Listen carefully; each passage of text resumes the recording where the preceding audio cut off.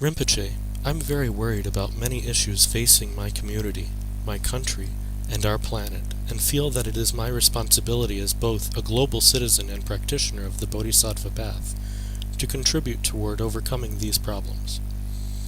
However, sometimes I'm also worried that this is at odds with my Dharma practice, because I find myself not just getting upset and stressed out, but really angry and even enraged at the perpetrators of the injustice and pain our world faces. What's your advice? So, I guess it must be a sign of the times that I've been asked this question, or questions along these lines a lot recently. The more and more I meet Dharma friends who take a keen interest in social engagement, and how that relates to their Dharma practice. Actually, there's so many different frontiers in which Dharma practitioners may feel drawn to engage, or that they will feel really concerned about. But to answer your question properly, we'll focus our inquiry on not on the how or even what the objective aspect is, but more on the subjective aspect. The felt sense of a Dharma practitioner facing the issues of our world. Now, you mentioned about the Bodhisattva path, right? The Mahayana path. For those who aspire to attain full awakening as soon as possible for the sake of all sentient beings. I guess the most inspirational, the most well-known epitome of that endeavor is Avalokiteshvara, known as Jinsik in Tibetan. In Chinese, it's Guan Yin, the Bodhisattva of great compassion. His name, or her name, it's kind of a gender fluid thing depending on the part of Asia we're in. So it means the protector who watches over us. Because he watches the suffering of the whole universe all the time, without even blinking. His resolve to save, to free all sentient beings never wavers, and he never stops holding all of them in his oceanic compassion. And the idea we're inspired to emulate here is that we can face the world. We can face the suffering, the issues of our world, and bring it on. Bring it all on. But with love and understanding, as an untainted vision for transformation. But however, I get your concerns. I really do, and I don't want to shame any of my Dhamma friends for feeling what they're feeling, because the other day I was talking with a Dhamma friend who was talking about an issue that he felt really strongly about. He was saying all these things like, oh, it's not right, so of course I'm going to get angry about it. And if I didn't get angry about it, I wouldn't work so hard to change it. If the cause is right, isn't it justified? Can it be like a pure energy like the wrathful deities have? And so what? Suddenly you're Mahakala now? Hold the front page. Let's back it up. Now, a bodhisattva is always prepared, is one who's prepared to strive for inconceivable duration, leaping over hurdles no matter how high they are to achieve their goals. And although, it's based on an aspiration, it has to be acted on by engaging. So that's why we talk about the two bodhicittas: aspiring bodhicitta and entering bodhicitta. And it's not something that we're going to get perfect just like that. So things like, obstacles, stressing out, rage, doubt, or whatever, they will pop up. I mean, we're not Buddhas yet. So, along the way, these are the obstacles, the inner obstacles that we're going to process and that we're going to purify. And just like the cause for accomplishing our goals in Dharma is compassion, so with any obstacles that we look at in our world and want to work towards transforming, the key is compassion. So in this regard, there's a practice, a short text by the Buddha that I find very inspiring. It's called The Aspiration for Success. And that's what we're after, right? And so in the first verse, it sets, the determination that we need to overcome the suffering of all sentient beings. And for that, in order to do so, we need to be free. We need to be free from our own afflictive emotions, which are the cause. See, just dealing with the results of our collective karma is not enough. That's why, as Dharma practitioners, we try to get to the root of our suffering.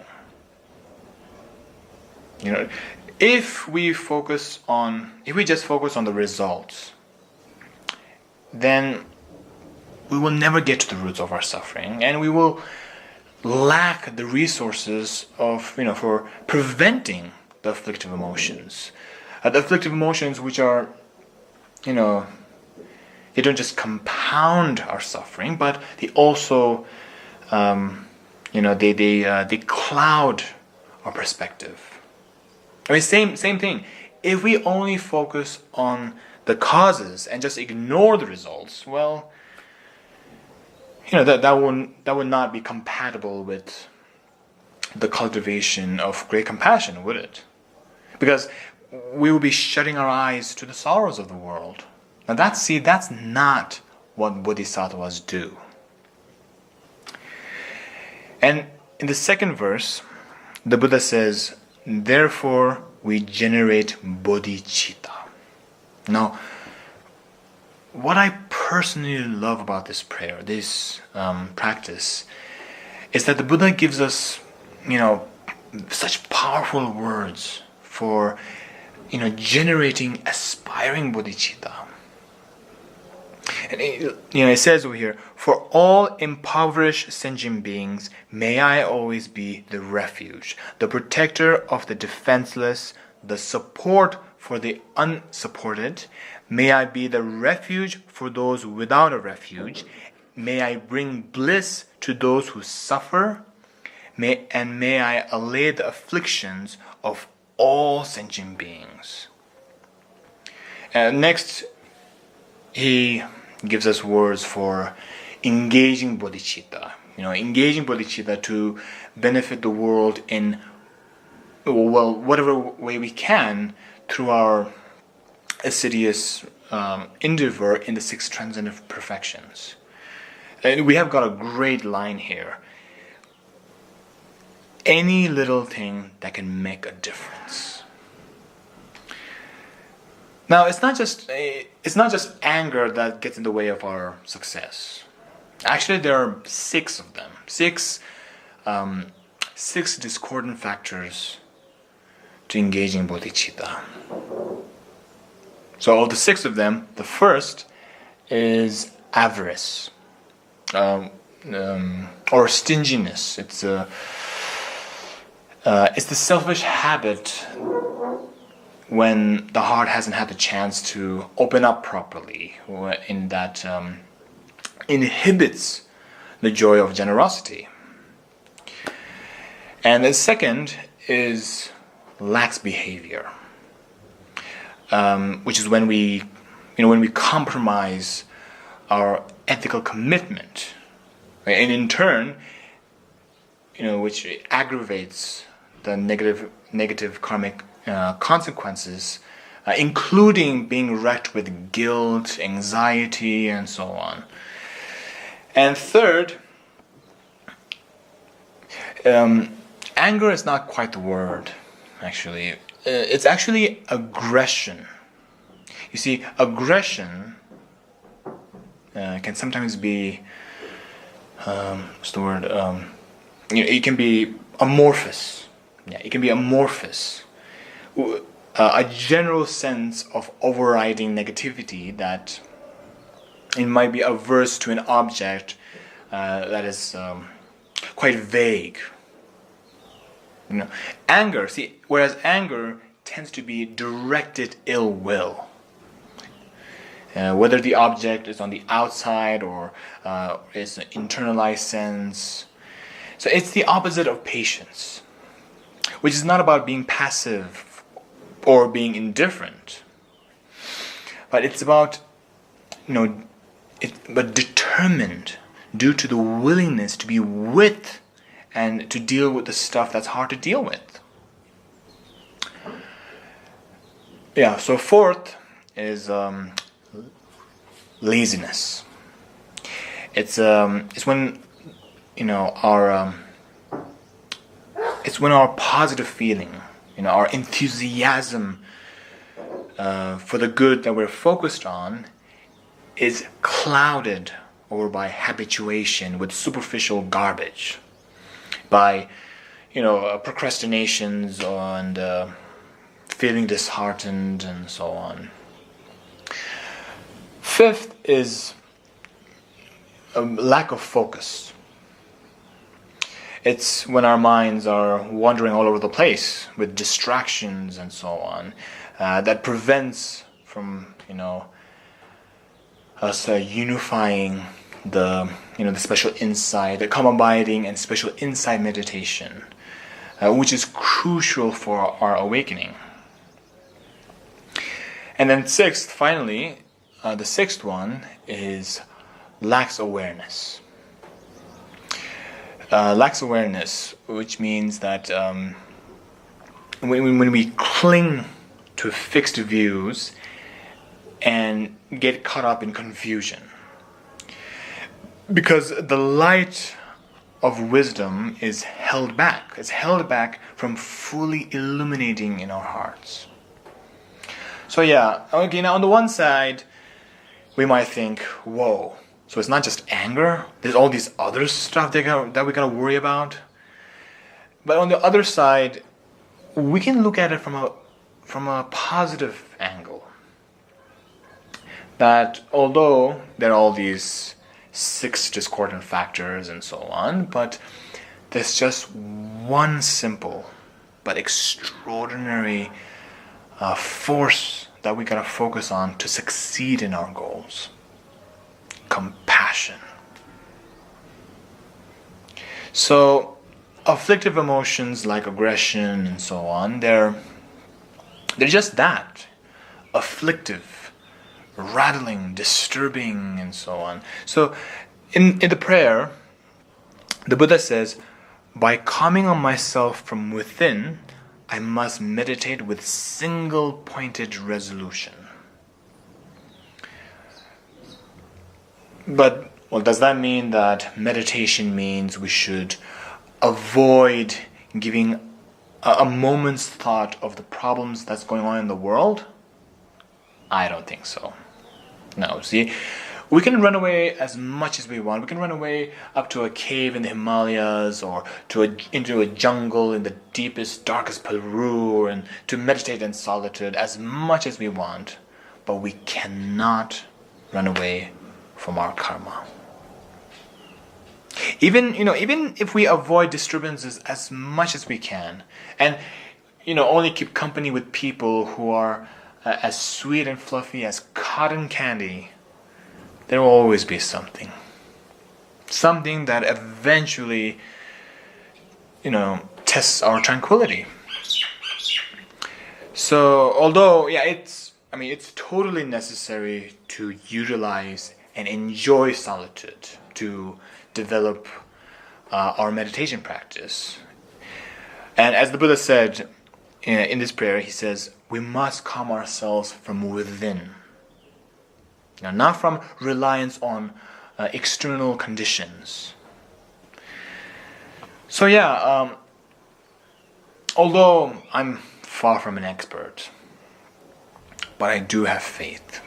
Faith that through our practices in the 6 transcendent perfections, since this will uproot both the causes and results of our, the suffering of our world, the problems, the issues that we face in our world. And we must feel conviction. We must have confidence, the determination that we can do this, and we will do this. And like the Buddha said, do any little thing that can make a difference. That gives me great hope. And then, it's no use beating ourselves up when discordant factors arise in the mind stream. Nor do we want to get caught up in them by trying to justify them or resigning ourselves to them as inevitable. But rather, it's about recognizing them. Recognizing them for what they are, as adventitious defilements that are not part of the mind's true nature, which means it can be purified. So, and that's why we need the method side. Generosity, morality, patience, joyful vigor, dhyana, and wisdom. The 2 wings for takeoff. See, our method and wisdom is the expression, is the engagement of our aspiration. And, it all comes back down to compassion. So just like we have to support each other practically in whatever good work, when we're engaged in any good work to help others, just like that, we must support each other in our engaging bodhichitta. I think, for any Dharma practitioners, regardless of lineage affiliations or whatever, since we're all followers of the one same Buddha, then these words by the Buddha, the aspiration for success, make for a very supportive and very powerful prayer to help us accomplish all our positive goals in accord with Dharma that we take to heart. So I hope this answers your question, and I'll try to make the translation available as soon as possible so everyone can benefit. Thank you.